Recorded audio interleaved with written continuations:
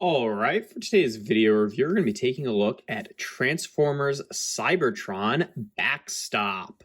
Yeah, this is a pretty cool little figure. I did have a few Cybertron figures as a kid, but Backstop was not one of them. I just recently got this guy off eBay, so I figured it'd be kind of fun to talk about him. And yeah, he's a neat little figure. If you're not familiar with the whole gimmicks of Transformers Cybertron, basically. The narrative of the show involved a lot of colony worlds. So there was like the racing planet and the giant planet and the jungle planet. Backstop obviously being a part of that. And then also all of the figures had this cyber planet key gimmick where they'd come with one of the cyber planet keys from their respective planet, and you'd plug it in somewhere in the figure to activate an action feature, kind of similar to how the minicons worked in Armada. And yeah, Backstop obviously turns into a little rhinoceros here. Very cool. It's a pretty nice looking rhino mode. He's got some nice detail on the head there. Obviously, he's got some like nice kind of sculpted detail that has sort of like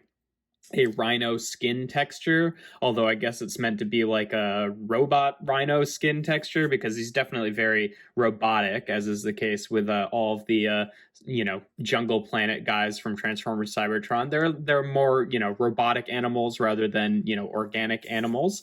But yeah, he looks pretty good in terms of articulation in this mode. The head can wiggle back and forth. He's got like one of his robot mode hands kind of attached to the bottom here, so it can get a full rotation. If you flip that up, but then it's got a hand sticking out of the bottom of his chin. So with the hand there, you only really get about that much. Each of the legs here are on ball joints at the hips, so they can rotate around and splay out to the side a little bit. Each of the knees is on a little hinge that hinges back and forth like that. The tail can hinge up and down just for transformation, and that's about it. Pretty decent articulation for a little rhino transformer. I will say that on my copy, the ball joints on the legs here, particularly the back legs, are pretty loose. It's not too big of an issue, thankfully, just because like if you get them, since this is in this mode, when you get them all 4 feet planted on the ground, he's not really going to fall over or anything. So it's just kind of like kind of sucks when you're messing around with them, but it doesn't actually cause any issues.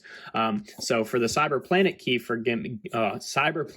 gimmick for this guy, what you want to do is he's got a little slot on the back of his head, and then you plug it in like this, and it ejects his horn out to become this kind of like big sort of I don't know, battering ram type weapon. He kind of swung this around in the show, and I think that works pretty well. It's a fun little gimmick. It's got a satisfying mechanism. It's not too obtrusive, like it doesn't really mess with anything in either mode, and it's kind of cool. It doesn't seem like the most dramatic or effective weapon, but gives them a little bit extra range to kind of swing around. I think that's pretty cool, and it just clicks back in place. Some of the Cybertron figures you can kind of force the mechanism.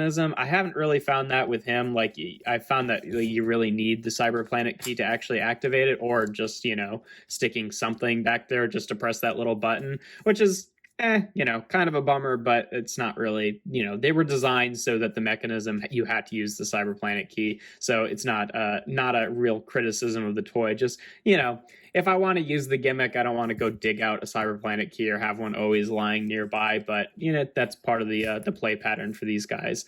In terms of comparisons in this mode, just for a standard one, here he is with Kingdom Sideswipe, obviously a much older figure than Kingdom Sideswipe, but that's what they look like together.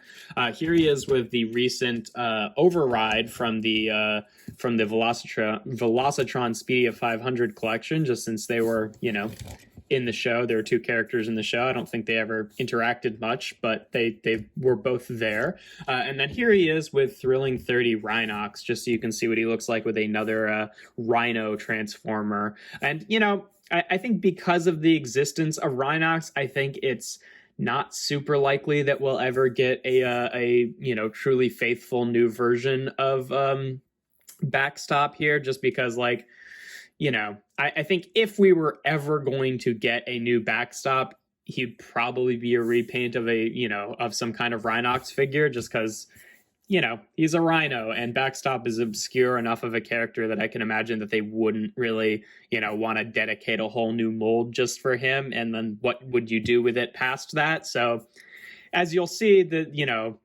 I don't think getting a new version of him as a remold of Rhinox would really work because all of the parts end up in drastically different places. But it'd be a cool thing to see homage in the color scheme, but I think I'll probably always just stick with the original because he is kind of a unique figure, as we'll get into. For transformation, first thing you want to do is take the tail and just flip it up like that. You want to take the hand and just fold it down like that. And then what's really interesting is all four of his legs here, they're on these like spokes that stick out that are on hinges. So you kind of unclip them from the body and then bring the two front legs together like this and actually peg them in together to make one of the robot mode legs, and then take the two back legs and do the same thing with them and bring them down and peg them together. Then you want to take this whole section and just pull it out a little bit.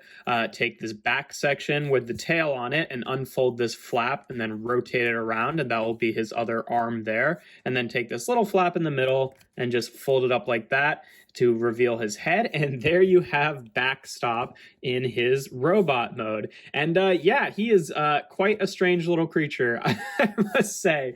Having the rhino legs kind of combine like this and then sit sideways as his robot mode legs is a little bit strange. I think that, obviously this is very accurate to the show because the show was directly based on the toy, but I think that the design maybe could have been a little bit more elegant if these had some way to rotate so that the two combined legs was the front of his feet rather than the side, because when you're looking at him, it always kind of looks like he's in some like weird sideways leg pose or something like that, because you're not naturally looking at the side of this rhino leg and thinking, oh yeah, that's the front of a leg. So it's a little strange, but it works. Obviously you can still do the Cyber Planet key gimmick here and do that. I'm not sure why. I don't think it would accomplish a whole lot for him in this mode, and it just makes his like weird sideways look even more awkward, I think, but it does still function.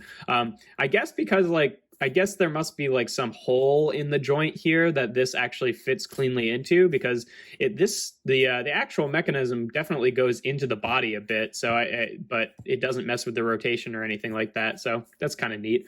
In terms of articulation, there's nothing at the head unless you count him looking down into his own chest. This arm can obviously still swivel around like that. His elbow only bends in like gorilla elbow style, like for transformation, which is kind of unfortunate. This other arm can swivel around like here, like that, hinge up and down, and again, his elbow only faces inward because of how it works for transformation. So definitely, two gorilla arms on this guy, which is unfortunate, but for the legs, they can hinge forward and back. They cannot hinge out to the side unless you count this like very minor amount of wiggle. And the knees for rhino mode still function, but they're facing sideways. So like, I guess you could count that as like an ankle tilt, but I don't know what use he gets out of an ankle tilt since his legs can't, actually bend out to the side. So this is another reason that like, I feel like, this wouldn't be much of a knee joint, but if they had the legs facing forward, so at least he still had this little bit of knee articulation, I think that would have been better, but either way, I don't know. He is a deeply flawed creature, I think, but kind of charming for that in the long run. In terms of size comparisons in this mode, here he is again with Kingdom's Sideswipe, just so you can see, he's a basic class figure, so obviously quite a bit smaller than Deluxe there. He's obviously, basic class figures, or I guess Scouts was what they were called at the time, are definitely quite a bit bigger than today's modern core class figures, but sort of in between core class figures and deluxes, but that's what they look like together. Here he is again with Legacy Override, just so you can see they're going to keep getting taller. I guess it should just bring the camera up a bit more. Very cool, looking good together there. And here he is again with Thrilling 30 Rhinox, just so you can see, obviously very different layout of Rhino parts here. His jaw is the chest, he's just like a weird sort of like sideways Rhino, which is why I think that like this is kind of part of the whole identity of the figure. So if they were to ever do a new version of Backstop, I would imagine they'd probably do it as a Rhinox repaint, which I don't think would be particularly great. It could be okay, but like it wouldn't really capture, I think, the true identity of the figure, which is this sort of like awkward sideways thing he has going on. So I don't know. I don't know if we'll ever see a new Backstop or not. But for now, I think that he's a pretty cool little figure, despite his limitations. He's really very not posable. He has some like, I don't know, kind of awkwardness to his design where he looks a little bit strange, and I think that it probably would have looked better if the front of the legs were the front of his legs, or if he had like a real hand here instead of just this huge sort of like weird claw that he has just kind of like drooped around his, you know, asymmetrical leg here. It's just very strange, but either way, it's because it's so strange, it's also quite charming, and I think it works well for him. But yeah, that's pretty much all there is to him. If you enjoy my videos, make sure to leave a like and consider subscribing.